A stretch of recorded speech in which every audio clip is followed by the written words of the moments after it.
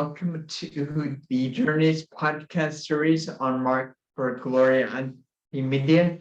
I'm Mark, and this is Crystal. And today we're talking with a special guest who has been struggling for most of his life with Tourette's, and he is also a special education teacher. But we're going to talk to him to elaborate a bit more about his journey and what he's doing now to cope with and overcome that issue. Hey, Mark, how's it going? Good. How are you? Doing well here. Good. I guess we should start at the beginning. Tell us a bit about who you are and what you do and what you're all about. Well, I'm a special education teacher. I've been teaching special education for 14 years now. I work in Southern Colorado in a part of Colorado called Pueblo West, which is south of Denver, about 2 hours. And I've taught all over the state for the last 14 years in Colorado Springs and Denver. And I got into special education through a lot of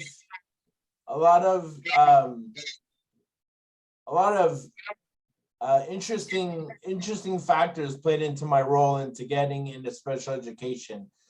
For one, I grew up with Tourette's syndrome, and I wasn't diagnosed until my senior year in high school, even though I had symptoms since age 7. And so I went through largely all of my public school career without being identified or diagnosed. I didn't receive any special services that I probably should have and would have benefited from. And as a result, I struggled academically and behaviorally because as a result of my Tourette's, I had these odd behaviors, these nervous tics and twitches that nobody understood, including myself. All I knew was I had these urges to do these things, and I never really questioned why or how or what brought them on. And then aside from that, I was also raised by my dad from the time I was age 7, because my mother was schizophrenic and she left me when I was 7 years old. And so my dad raised me and my brother from age 7 on, and he was abusive a lot of the times. With that being said, I wasn't always the easiest kid. I'm not trying to make excuses for him. But I was definitely a handful of a child to raise, but he was abusive, and so I was getting beat up at home, and so I had a lot of frustration, a lot of anger, a lot of pent up aggression that I couldn't take out on my father because he was my father. So what I would do is I would go to school and I would get in fights. I would commit vandalism, and I did that pretty much from 7th grade on. And then earlier on, when I first started school in kindergarten and 1st grade, I had some pretty significant behaviors. There were a few pretty good years there in the elementary years, but once I got to junior high school, it kind of came apart at the seams for me. I actually grew up in New York for most of that time, but my dad moved us to Colorado Springs when I was 15. And over that summer, when I first moved to Colorado Springs, my Tourette's just dramatically increased. And so I don't know whether it was the change of moving to a new locale, if maybe puberty set in, if I know that I wasn't very keen on the idea of moving away from my friends in New York. And so I always attributed it to that at the time. And when I moved to Colorado, like I said, I got in a lot of fights. I actually had an incident where I got in a fight with another student, and the athletic director broke it up and he grabbed me by the side of my face. And back then I had hair, so it hurt.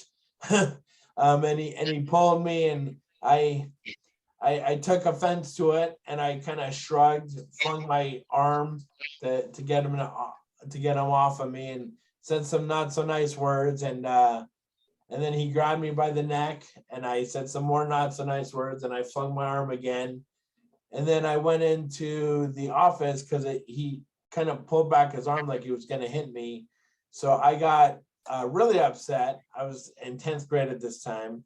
And I went to the principal's office crying, and they said that they had 3 witnesses saying that that I swung at a teacher, which in hindsight, I can definitely see how the shrugging motion of me shrugging him off was perceived as taking a swing.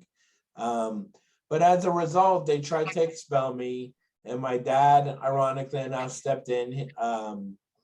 And he got them to reduce their punishment that they doled out to me. And then shortly after that, I got with this guy who was my friend at the time, and we proceeded to do about $1,000 worth of vandalism to the school over the span of about 4 or 5 months. And we did some really raucous things. I'm not even going to go into details, but eventually we got caught for them all. And as punishment for all my free time, including my lunch hour, I had to go to the detention room to spend all my free time in detention. I wasn't allowed unsupervised or anything like that. And so out of all the people in my life to befriend me and show me kindness and develop a relationship with me, it was the detention lady who formed a nurturing relationship with me. Her name was Susie Tracy. And again, like not having had a mom in my life, that relationship really inspired me to turn my life around because I was headed nowhere fast. And so, I had other educators, teachers, professors along the way that I had very positive relationships with, and they all inspired me. And so that kind of led me to education because I wanted to build relationships and work with kids that had similar struggles as me. So that's kind of what I know it's a long answer, but that's kind of what led me to special education. That's awesome, Mark, and it's admirable how you were able to take your challenges and take an objective look at them and sort of decide to make changes where you could make changes. And that leads me into a question, because I struggle with this, and I'm sure there are lots of other people struggling with this in our community, and that's accountability. And when do you take a look at stuff that you're doing, behaviors as you call them, and say, okay, this is a behavior maybe as a result of my disability, right? And there are things that I can't change, and there are things that I can't change.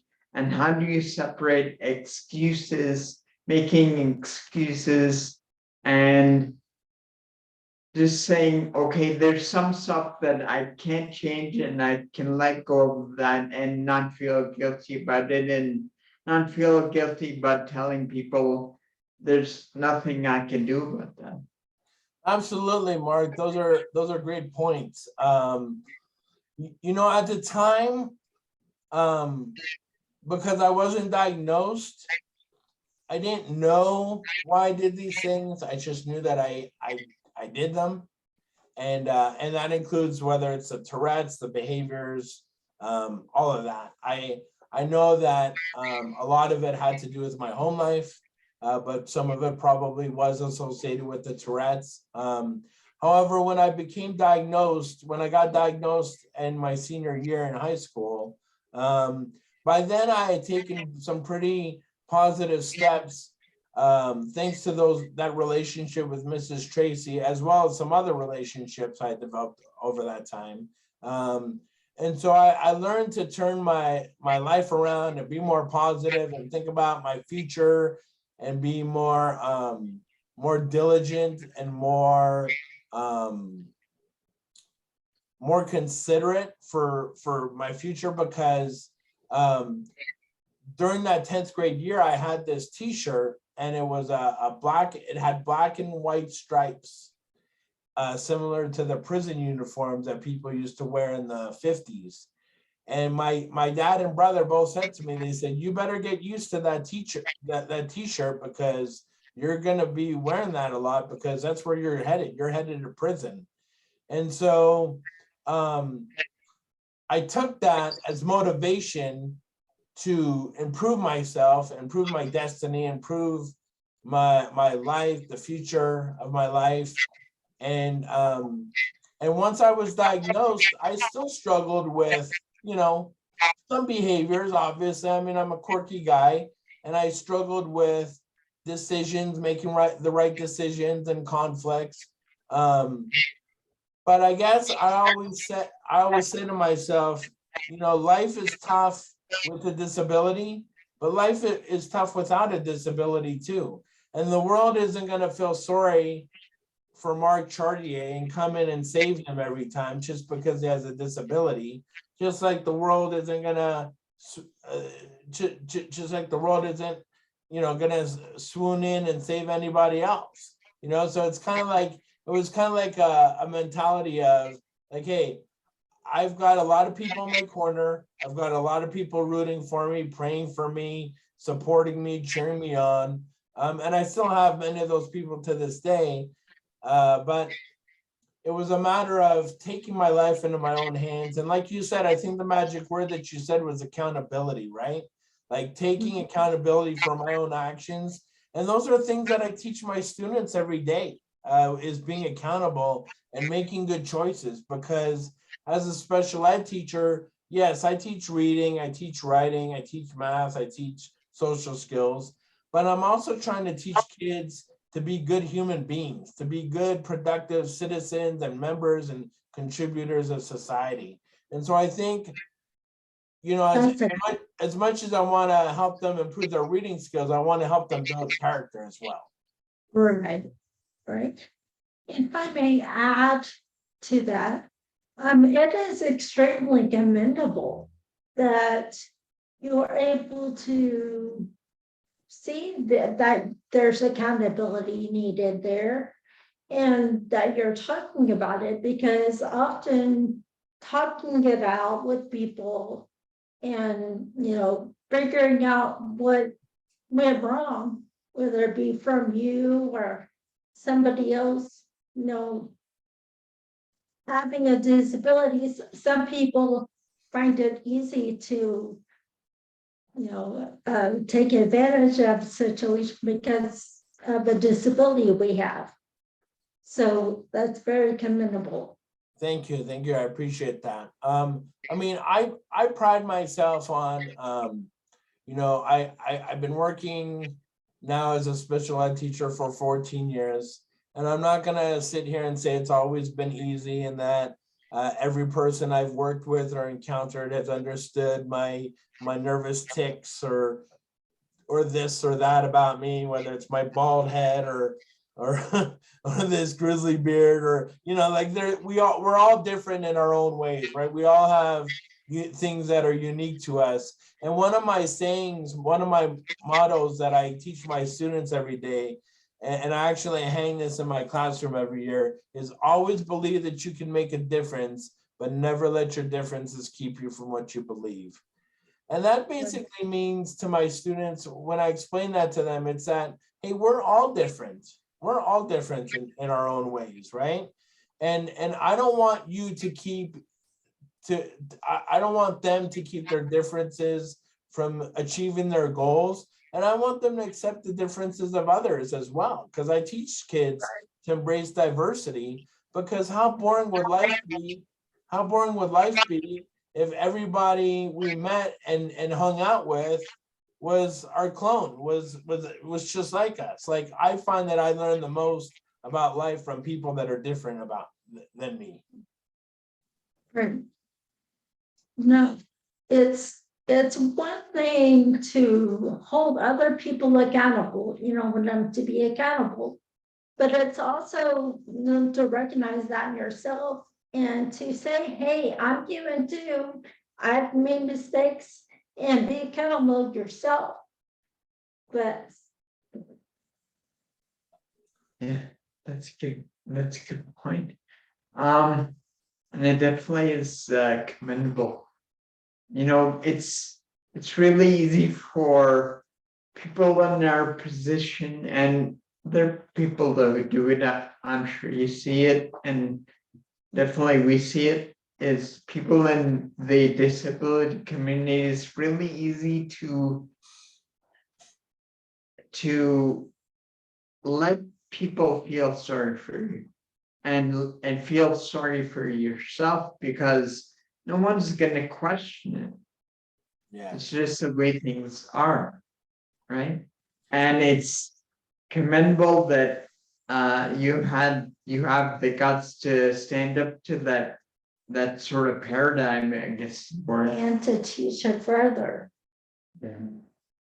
Because the only way we're going to move the needle forward for the disability community as a whole is to show people on the outside, or even people on the inside, that we're different, and that's not bad. Yes. Right. Absolutely. So I had a question here. On the same sort of tangent, how do your behaviors, or maybe not behaviors, but how does your disability make you better special ed teacher, or better teacher in general? Well, that's a great question, Mark. Thank you for asking. I think that my biggest niche in education is the relationships that I'm able to build with my students, and also my empathy and understanding of their struggles, because I've lived it.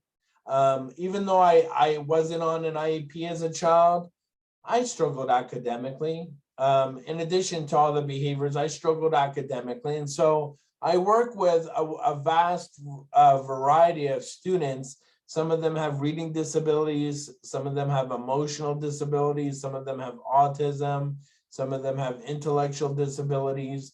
But I find that no matter what their disability is, there's always something that I'm able to find and reach out and connect and use to connect with them.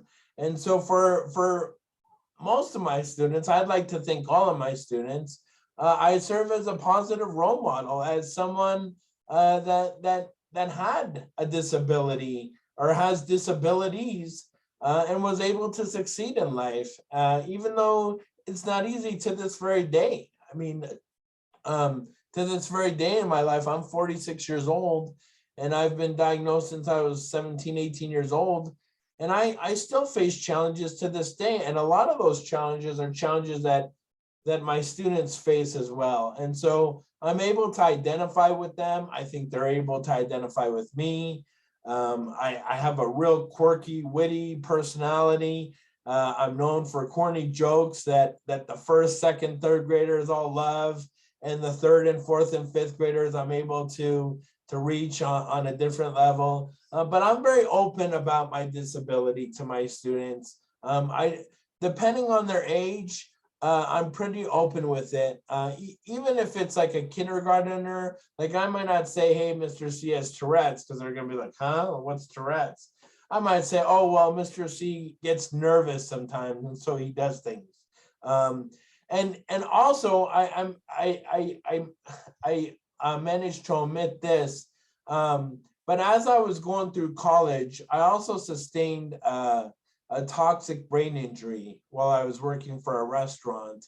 I was exposed to a large amount of oven cleaner, and that caused a reaction that I had after working. I was working in a kitchen cleaning an oven, and I had a real severe reaction to that. And long story short, my Tourette's got much worse. I began to develop a significant stutter, which although it's not as bad today, for about 6 or 7 years, it was fairly significant.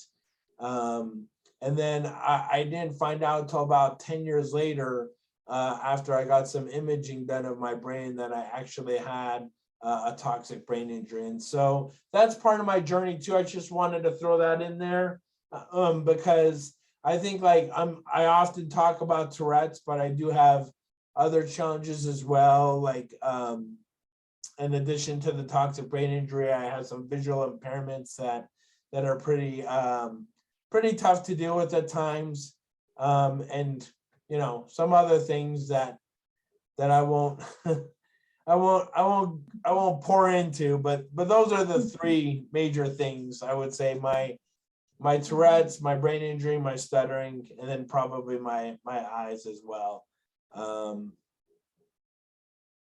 So yeah. So when you're teaching, what is your core audience that you want to educate and encourage?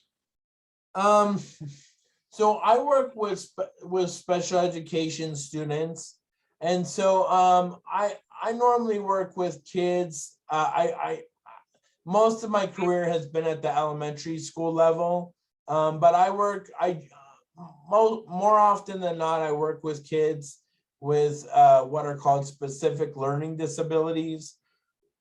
So they either have like dyslexia type learning disabilities or maybe ADHD, but I've also worked with quite a few kids with autism. I actually have a poem that I was hoping to read here sometime during the show, a poem that I wrote recently about my experiences with a student I started teaching 2 years ago through remote learning during the pandemic. We were certainly gonna let you, I was gonna ask a question about that in the end and then let you read it. Okay, great. Yeah, so and then as far as I don't know if we talked about this, but I also do motivational speaking at conferences and universities about the power of positive relationships, as well as like my life growing up with a disability and how that led me to be a teacher of kids with disabilities. And Right. and those speeches are geared more towards educators or families of people with disabilities or people with disabilities themselves. But I think it's such a vital message. I actually did a keynote in Anchorage, Alaska in February, where I spoke in front of over 300 people for an hour and a half. And I think it's such an important message, not only for our educators, but I think it's a message that anyone can glean perspective from, just even if they don't work directly with disabilities, or even if they don't have a disability, because in today's world, there are so many people with disabilities. I'm sure that my messages that I speak about at these conferences and universities are things that people can take away, things from that will help them in life in general, whether it's dealing with another person with a disability, whether it's dealing with someone who's a different gender, a different race, a different nationality, a different political or religious affiliation. I think overall, if you generalize my message, it's basically just, the power and importance of building positive relationships so that you can improve your life as well as the life of those whose paths you cross. Yeah. you were we were wondering, you mentioned your poetry there. How does your poetry positively affect you, or how does it help with your Tourette's or your other challenges? So there's a book that my neurologist used to tell me about. It's called The Man Who Mistook, I think it's a book by a surgeon, a neurosurgeon called Oliver Sacks. And I believe it's something along the lines of the man who mistook his hat for something. And it's essays about people with Tourette's and other neurological conditions. And in that book, the author talks about a surgeon who had Tourette's, who has all these tics and all these distractive tendencies. But when he's in surgery, because he's so focused, laser focused on what he's doing, he's a flawless surgeon. And so that to me is where writing comes in. Like when I'm writing, I think on a different level, whether it's writing an IEP, whether it's writing an email, whether it's writing a play, which I've done as well. I've written about 5 or 6 plays and screenplays. I've written short stories. I've probably written, gosh, at least 1,000 poems. But when I write, like that's my therapy, right? Like, so like, that's where I find catharsis, and I'm able to purge emotions of things that I'm dealing with, whether I'm sad, whether I'm happy, whether I'm just kind of needing to work through some things. That's my go-to. That's my therapy.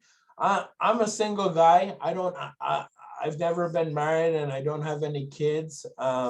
So the loves of my life, I always tell people, are writing poetry and teaching kids with disabilities. Those are the 2 loves of my life.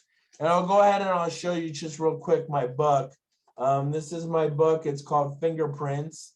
And I believe you'll post the link to it on the show notes. But it's basically a collection of poems that I spent about 16 years working on. And it was published in 2018. And it's a collection of poems about my triumphs as well as the triumphs of my students in overcoming disabilities, mental illness, and abuse. And so the first section of the poems is mostly about my students, my experiences with my students, and the things that they've overcome. And then as you read on, the reader sees that most of the things that my kids encountered are similar or exactly the same as things I've encountered, whether as an adult or as a child. And so both teaching and writing have been healers to me, I guess.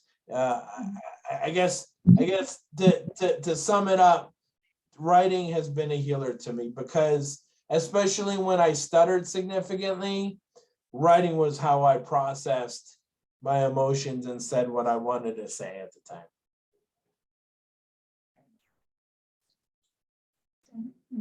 Would you mind sharing one of the poems with us?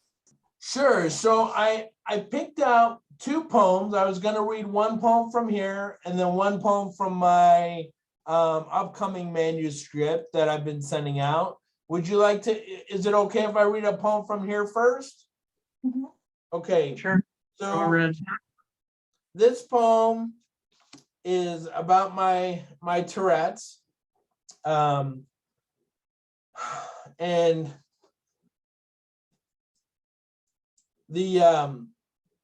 I've often analogized having Tourette's to being like the Incredible Hulk, right? So I grew up in the 80s when the Incredible Hulk TV show was big. I used to watch that. And you had Bill Bixby, this mild-mannered scientist. And then you had this other beast that he couldn't control or tame. And so I look at my Tourette's as the Hulk, and I'm kind of Bruce Banner. And so this poem is called The Incredible Excess. a conversation with Tourette's. I wanted to stop the movements, the fixations, excitement, the root hurt. My neighbor is shaking my apartment when they talk. Sometimes I wish I were green so I could get taken in the street. A rainy night, gone kisses, while a hide and found girl cribs my head like a ball, hugging it heart to neck, her chin on my top as the wet pelts down on us. My ear just off her shoulder blade. I wanted to stop. My neighbors banging up their steps, walls shaking, my mouth opening to a whine, sledding around in the fear that I'll never change, the changes, the excitement, fixations. Sometimes I wish I were green, not lying on this carpet, a grave for two, trying to sleep it away, dreaming that someone's in the same room with me, taking punches to my head till I stop, the fixations, the movements. People are my symptoms, with that tickle in their faces when they want to ask, "Are you okay? What are you looking at?" My skin closing in on me as if I'm my own disease, while the things I buy are the side effects that are really upfront with me. But the walls are shaking. That doesn't change. I wanted to stop. That happy in a foggy glass I feel counters for, past the picture of my empty whole family, me in the middle, sometimes so close I can't see them. But sometimes I wish I were green, so I could walk away from it through the blinking hand telling me not to walk on who I am. Sometimes I wish it would stop, that it would change or go north for a summer or two. The neighbors, walls, the broken hanger I step on like a face wrecked in sympathy when I'm trying to bury it in my closet and take some me back. The excitement, the movements, fixations. Yes, your guests that don't pick up after themselves. Even the excess. It's all in excess of itself. Sometimes it's better to be thirsty in an empty glass than to drown in an overflowing one. That one was really good. Thank you. Thank you. Wow, that's deep. Yeah. And the reason I told you about my thoughts of the analogy of the Hulk, because there's a real strong connection in that poem about colors, about green and gray, which the Hulk was typically green, but for a while he was gray. And also like the incredible excess, like, because Tourette's is excess of movements, right? Like, so like I go like this as one of my tics, and I have to do it over and over and over again. And that is an excess. And not only is it an excess symptom-wise, but by the neurotransmitters in the brain, it's an excess of those as well. And so I see a lot of similarities there between me and the Hulk. So you had another one in your new book? Yes, I do. So this is one that is pretty hot, fresh off the press. This is about my experience with a student that I started teaching 2 years ago through remote learning. And he has some challenges as well. And I just wrote this about a month ago. It's the first poem I've written in nearly a year, but I felt compelled to write it. And I've been working on it a lot ever since. And here it is. It's called Tell Me Something Good. The first time we met was through a Zoom meeting. Your two front teeth tapping your smile as you shrugged your shoulders tough. Your eyes ballooning to meet your first male teacher, which you had long wanted. We're going to do something called Good Things, where we talk about one good thing in our life. Ready? What's your good thing, Vance? And as the months of the COVID-19 pandemic fevered through schools, we were both staying safe through remote learning, where I would share my screen to have you read sentences I modified from your grade level scope and sequence. You'd read, Mr. C is sad because he does not have hair on his on his head. Mr. C is sad because he does not have hair on his head. Ordaining, don't be sad, Mr. C. You're perfect just the way you are, with woke sapience surging as you emulated my nervous tics. In front of every disability is a person working hard just to level the playing field. No, Vance, you're the perfect one. You're perfect like a hand reaching to forgive because you don't let your muscular dystrophy or autism keep you from living your life like a blank check. The maker and auditor is somehow leaving I quit in the shadows indemnified. You love as a love should, and you never let your physical challenges sully your aplomb. A spoonful of honesty people couldn't buy even if they tried. Can you tell me a joke, Mr. C? What is Barbie's favorite state? What? Kentucky. The next year we were both in person again, and I transferred to your school. When you first saw me in the hallway, you asked me to pull down my mask, and you remembered all the virtual high fives we shared over Zoom. I told you we were going to work together again, and you were so happy you told the other teacher, I love Mr. C. The other sped teacher soliciting, what about me, Vance? Don't you love me? Your eyes triangling up at him. Just Mr. C. And we read about Ping Pong Pig fixing that farm, why Sophie shouldn't get angry, and reverenced about the new Sonic the Hedgehog movie, in between you asking me to lower your standard. My legs hurt, but before every lesson, you'd sing our song, tell me something good, woo woo, and wait for me to tell mine. As Christmas break approached, I couldn't bring myself to tell you that I had resigned from the school district. I caterpillared past you in the hallway while your brigade of support was strapping you into your standard. The belts, buckles, and Velcro alchemizing agitation from amity, and I wanted to pretend you weren't clapping at my soul as you cried, I just want to walk again. Your words aggregating between deified symmetry of happen chance and must. Every minute's a new minute. I kept walking back to my classroom, my eyelid toiled to a twitch, neck tics insurrecting, and my cognition fogged from Klonopin withdrawal insomnia. I said a prayer, able by the shared looks of everyone that meets your glow with grow, that the world would look at you and witness the road genius of perseverance, apex with the thunder of now. All along, my good thing was that I got to be your teacher and that I can never feel sorry for myself again. You are the butterfly of souls. That was really good too. Wow. Thanks.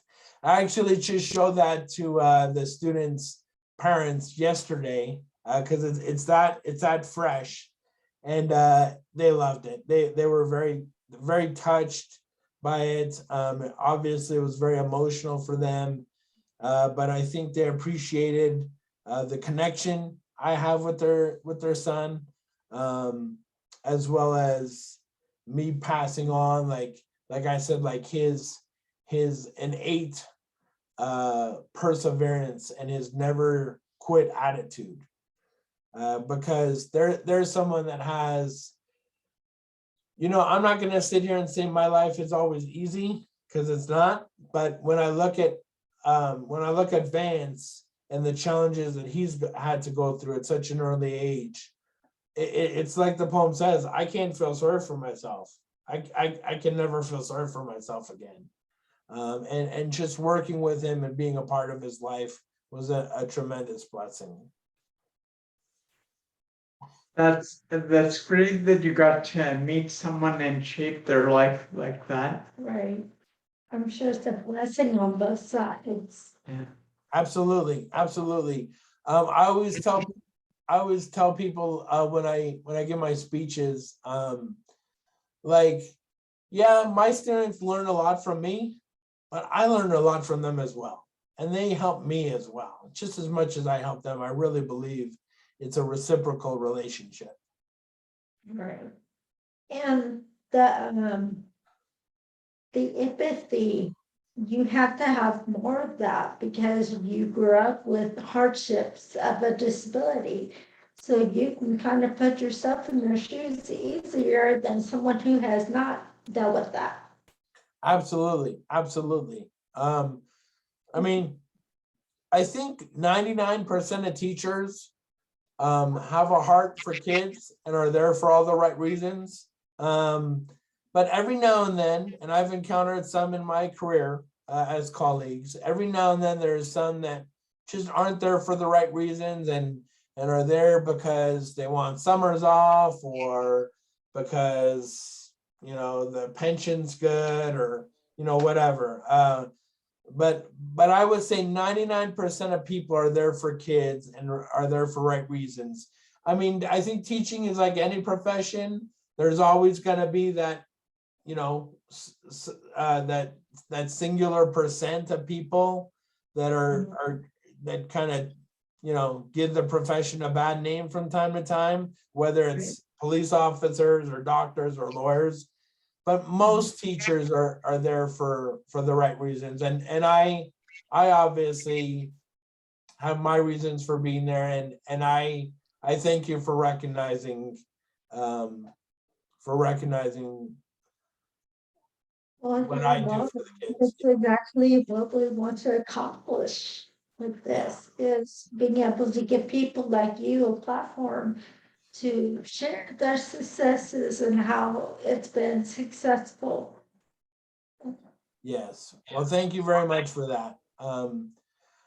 I definitely feel like I have been fortunate enough to touch the lives of many kids, but also their parents and their families and educators as well. I have a friend, his name's Mario Albrisi. He's a high school teacher, high school science teacher now. I met him my first year in teaching, and he was already a veteran teacher.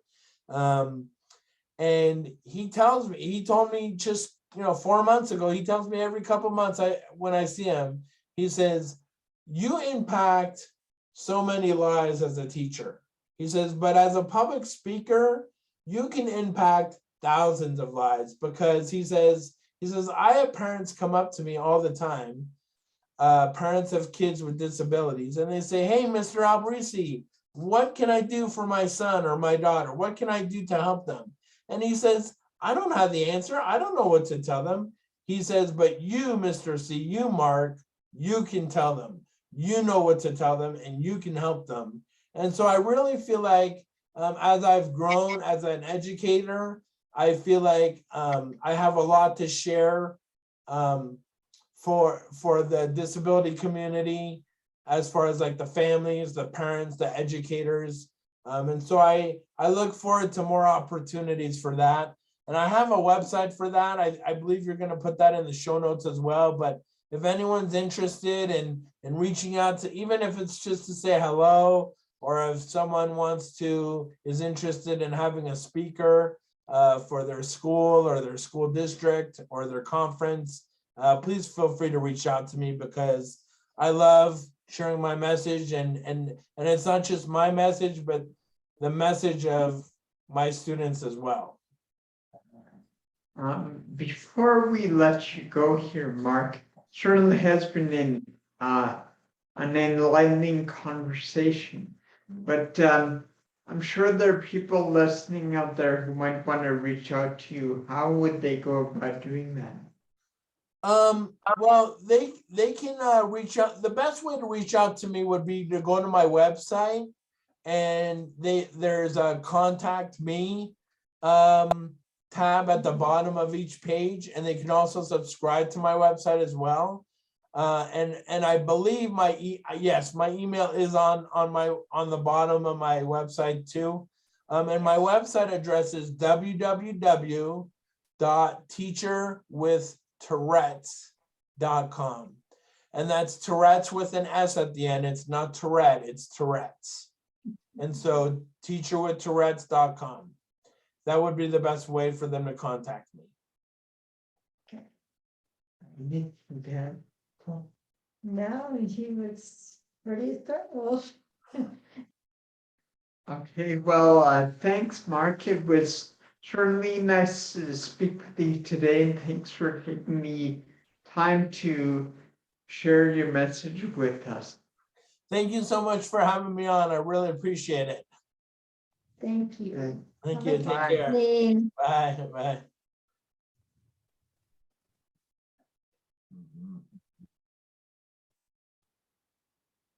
So pretty. Yes.